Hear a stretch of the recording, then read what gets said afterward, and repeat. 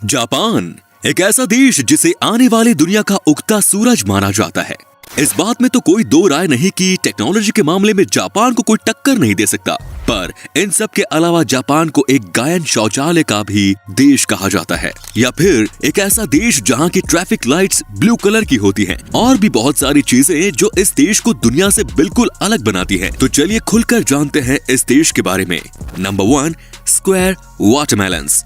दोस्तों, तरबूज के इस आकार का आविष्कार पिछले 70s में एक ग्राफिक डिजाइनर की मदद से किया गया था, क्योंकि इस आकार में इन्हें फ्रिज में मजबूती से रखा जा सकता है और काफी आराम से काटा भी जा सकता है। जापान के किसान इन्हें एक स्पेशल कंटेनर में उगाते हैं, जैसे कि ये काफी महंगे और खूबसूरत होते हैं। लोग इन्हें खाने के तौर पर न खरीद के सजाने के तौर पर ज्यादा खरीदते हैं।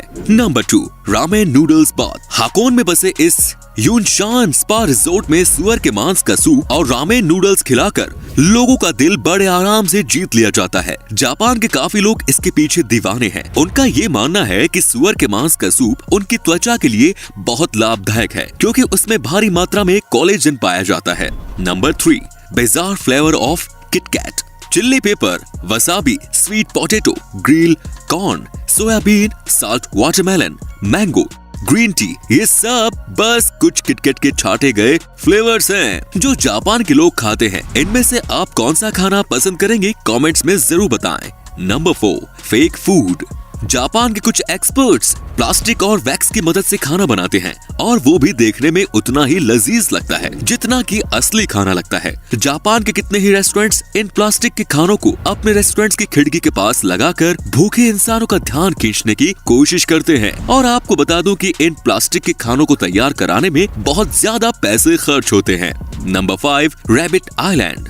1940 की बात है, जब वैज्ञानिक ओकुनाशिमा आइलैंड पर कुछ चूहे लाए और उन पर टेस्ट करने का सोचा। पर कुछ महीनों बाद वहां उनकी तादाद इतनी बढ़ गई कि लोग वहां घूमने जाने लगे और अब वो एक टूरिस्ट प्लेस बन गया। Number 6, purikura machines. किसी बूथ में फोटो लेना कोई नई बात तो नहीं, पर जापान ने अपने अनुभव से उसमें एक नया मोड़ दे दिया।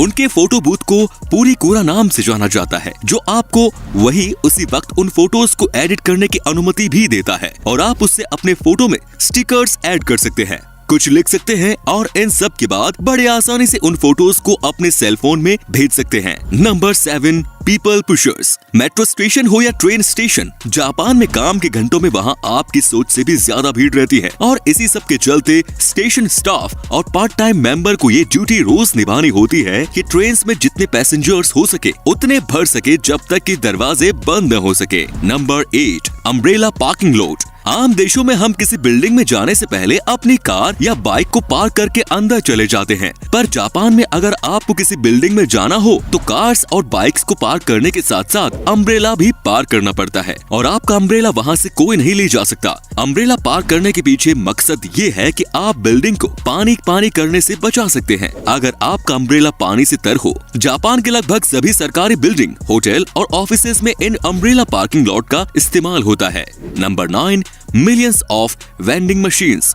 दुनिया के कई देशों में वेंडिंग मशीन नाम की कोई चीज ही नहीं है, वहीं पूरे जापान में 5 मिलियन से भी ज्यादा वेंडिंग मशीन्स का इस्तेमाल होता है। जापान के लोगों का देर रात तक काम करना बिल्कुल आम बात है, और इसीलिए उनके स्नैक्स और सोडा के लिए ही इन वेंडिंग मशीन्स का इस्तेमाल ज्यादा होता है। पर वैसे आप इन वेंडिंग मशीन से कुछ भी खरीद सकते हैं, महली से लेकर अंडरवियर भी, कुछ भी। तो दोस्तों, आप क्या सोचते हैं, हमारे देश में भी ये सुविधा उपलब्ध होनी चाहिए या नहीं, कमेंट्स में जरूर बताएं। Number 10, train delays make headlines. समय की पाबंदी और अनुशासन का जापान में बड़ा महत्व है, और ट्रेन स्टेशन इस चीज से बचने के लिए कुछ भी कर सकते हैं। दोस्तों, अगर ट्रेन 5 मिनट भी लेट हो जाए तो रेलवे कंपनी को एक उनके वर्कर्स और पैसेंजर्स के लिए डिले सर्टिफिकेट देना पड़ता है, जिन्होंने उनकी वजह से शायद कोई इम्पोर्टेंट मीटिंग मिस कर दी हो। और अगर ट्रेन किसी वजह से 1 घंटे से ज्यादा लेट हो जाए तो रेलवे कंपनी को न्यूज़पेपर में एक माफीनामा देना पड़ता है। Number 11, silent karaoke. कोन के आकार का बना ये माइक्रोफोन एक अलग तरह का माइक्रोफोन है। इसे वहाँ के लोग अपने मुंह के ऊपर लगा के रखते हैं। इसकी मदद से वो अपनी भुनभुनाहट को दूसरों तक नहीं ले जाने देते। अक्सर जापान में इस गैजेट का इस्तेमाल ज्यादातर वो लोग करते हैं जो अपने अगल बगल के लोगों को परेशान नहीं करना चाहते, या फिर वो लोग जिन्हें पब्लिक प्लेस में खुद में गाना गाने में शर्म आती है। Number 12, polite slurping. वैसे तो दुनिया में कितने ही देशों में झुकने को अच्छा नहीं माना जाता, पर जापान में झुकने से ही किसी खाने की प्रशंसा मानी जाती है। अगर नूडल्स खाते वक्त आप झुके नहीं तो उस रेस्टोरेंट का शेफ ये समझेगा कि आपको उसका नूडल पसंद नहीं आया। Number 13, face napkins. ये तो आप जानते ही होंगे कि जब कभी भी हम बर्गर खाते हैं तो हमारे मुंह पे केचप लग ही जाता है, चाहे हम कितना ही आराम से क्यों न खाएं। पर वहाँ के एक रेस्टोरेंट के मालिक ने इसका इलाज ढूंढ लिया है। वो रेस्टोरेंट में आने वाले मेहमानों का चेहरा एक अलग तरह की नैपकिन से कवर कर देते हैं, जिससे कि उनके बर्गर खाने से उनका चेहरा गंदा नहीं होता, पर हाँ दोस्तों, देखने में थोड़ा अजीब जरूर लगता है। Number 14, water saving sticks. Japan में इन बेसिन्स को बिल्कुल टॉयलेट्स के बगल में लगाया जाता है, और ऐसा इसलिए क्योंकि टॉयलेट के तुरंत बाद पहले आप अपने हाथ धो लें और फिर वही पानी आप फ्लश के लिए इस्तेमाल कर सकें। तो इसी तरीके से आप एक ही पानी से 2 काम कर सकते हैं। नंबर 15, स्ट्रेंज मायो। दोस्तों, जापान में मेयो की कोई खास रेसिपी नहीं है। वहाँ पे लोग इसका इस्तेमाल सैंडविच, सलाद या मीट पे नहीं करते, बल्कि वो इसका इस्तेमाल आइसक्रीम्स और पेन केक्स के ऊपर करते हैं। अजीब है पर सच है दोस्तों। Number 16, naps at work. Japan में अगर किसी इंसान को झपकी लेते हुए पाया गया तो उसको मेहनत से काम करने की निशानी माना जाता है, और इसीलिए वहाँ झपकी लेने को बिल्कुल गलत नहीं माना जाता। पर अगर हमारे देश में ऐसा कर दिया जाए तो उसे तो काम से निकाल देंगे, है कि नहीं दोस्तों। Number 17, world's shortest escalator. Kawasaki शहर के मोर्स डिपार्टमेंट स्टोर में आपको दुनिया का सबसे छोटा एस्केलेटर देखने को मिल जाएगा। इस एस्केलेटर में बस 5 सीढ़ियां हैं और सिर्फ 33 इंच लंबी। ये तो है जापान के लोग टेक्नोलॉजी का भरपूर इस्तेमाल करते हैं। Number 18, doll village. जापान के इस गांव नगरो की आबादी 300 लोगों की हुआ करती थी, पर इस गांव में अब 40 के आसपास ही लोग रहते हैं। एक लोकल आर्टिस्ट सुकीमी आयनो ने इंसानों के आकार की गुड़िया बनाई, जिनमें से कई सारे वहाँ के लोगों की तरह लगती थी, और उन्हें वहाँ ऐसे रखा जाता था जैसे वो कोई काम कर रहे हो, जैसे कि उन्हें गांव के स्कूल में किसी क्लासरूम में बैठा दिया जाता है, जो कि शायद अब कुछ दिनों पहले बंद कर दिया गया है। Number 19, number force. दोस्तों, जापान के कल्चर में ये बहुत आम है कि वहाँ के लोग 4 नंबर से बहुत बचते हैं, क्योंकि वो लोग इसे बहुत अशुभ समझते हैं, और इसीलिए जापान की बिल्डिंग्स 4 फ्लोर की नहीं होती, और वहाँ की दुकानों पर चम्मच के सेट भी नहीं बिकते। उन्हें 4 नंबर से इतनी नफरत है कि वो घर में 4 मेहमानों को भी नहीं आने देते। वो उसे कोई अशुभ काम की निशानी मानते हैं। Number 20, blue traffic light. Japan के सड़कों पर हरे कलर की लाइट की जगह नीले रंग की लाइट का इस्तेमाल होता है, और इसके पीछे का राज इनके नाम में ही छुपा है। इतिहास में ग्रीन और ब्लू को एक ही नाम ब्लू से जाना जाता था। जब जापान में पहली बार ट्रैफिक लाइट्स का इस्तेमाल किया गया था तो वो हरे कलर के ही लाइट्स का इस्तेमाल करते थे, पर जब उन्होंने सच जाना तो उन्होंने ग्रीन की जगह नीली लाइट्स का इस्तेमाल करने का इरादा बना लिया।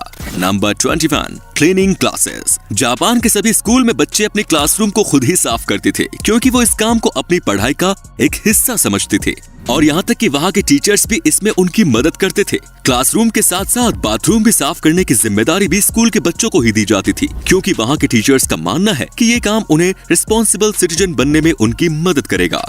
Number 22, footpath train. सुडोई टूरिस्ट ट्रेन जापान की एक ऐसी ट्रेन है जिसमें ऐसा नजारा देखने को मिलता है जो आप सोच भी नहीं सकते। इस ट्रेन में फुटपाथ की सुविधा भी पाई जाती है। खुशबूदार सरों के पेड़ की मदद से बनाए गए, और इसमें हल्के गर्म पानी का इस्तेमाल किया जाता है, जो कि पैसेंजर्स को काफी आराम देता है। Number 23, futuristic toilet. जापान के टॉयलेट्स आम टॉयलेट्स की तरह बिल्कुल नहीं होते। ये बहुत ही अच्छी तकनीक से बनाए गए हैं। इन टॉयलेट्स को इस्तेमाल करने से पहले आपको पता होना चाहिए कि आखिर इसमें मौजूद इन बटन्स का मतलब क्या है। इसमें कई अलग तरह के ऑप्शंस पाए जाते हैं, जैसे कि अगर आप चाहे तो टॉयलेट सीट को अपने मुताबिक गर्म कर सकते हैं, आप चाहे तो गर्म पानी स्प्रे कर सकते हैं, और चाहे तो आप गाने भी बजा सकते हैं। दोस्तों, जापान की इस टेक्नोलॉजी के लिए एक लाइक तो बनता ही है। Number 24, crazy flavour ice cream. Japan के लोग खाने के अजीब अजीब जोड़े बनाते हैं और उसे बड़े चाव से खाते हैं। उसी में से एक है ये आइसक्रीम फ्लेवर। आइसक्रीम फ्लेवर के नाम पर जापान के लोग घोड़े का मांस, कैक्टस, चारकोल, लहसुन का इस्तेमाल करते हैं, और ये सब इनके लिए कोई हैरत की बात नहीं। Number 25, space saving parking lot. दोस्तों, जापान लोगों से भरा हुआ देश है। वहाँ के लोग पार्किंग लॉट्स के नाम पर जगह की बर्बादी बिल्कुल नहीं करते। जैसा कि आप स्क्रीन पर देख पा रहे होंगे किस तरह वहाँ के लोग मल्टी लेवल गैराज का इस्तेमाल करते हैं। Number 26, robot run hotel. Nagasaki के एक होटल में रोबोट वहाँ के स्टाफ का एक बहुत बड़ा हिस्सा है। उन्हें हैन्ना के नाम से जाना जाता है, जिसका सीधा मतलब है स्ट्रेंज। इंसानों की तरह दिखने वाले ये रोबोट हर वो काम करते हैं जो एक इंसान करता है, जैसे कि गेस्ट से मिलना, लगेज उठाना, कॉफी बनाना, रूम्स को साफ करना और भी बहुत कुछ। और तो और वो बात करते वक्त मुस्कुराते भी हैं, पर उनके अगल बगल वहाँ के स्टाफ मौजूद रहती हैं, इसकी देखरेख में कि आखिर वो ठीक तरीके से काम कर रहे हैं या नहीं। Number 27, cafe companion. किसी कैफे में अकेले बैठकर कॉफी या खाना खाना हो तो बहुत लोगों के लिए आम बात होगी, पर जापान में ऐसा कुछ नहीं है। यहाँ पे आपके सामने बड़े बड़े कार्टून्स बिल्कुल आपके सामने बैठे होंगे, जिससे कि आपको अकेलापन बिल्कुल महसूस नहीं होगा। तो दोस्तों आज के लिए बस इतना ही। अगर इस वीडियो से आपने कुछ नया सीखा तो वीडियो को लाइक करना बिल्कुल ना भूलें, और इसी तरह की वीडियोस का मजा उठाने के लिए चैनल को सब्सक्राइब करना बिल्कुल ना भूलें। धन्यवाद।